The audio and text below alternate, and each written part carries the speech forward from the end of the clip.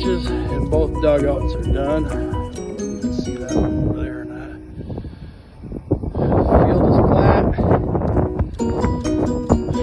Bases are all in. I think it's going to be good. Do some final touches on the fence. Probably Sunday at practice. Try to get this section here back together.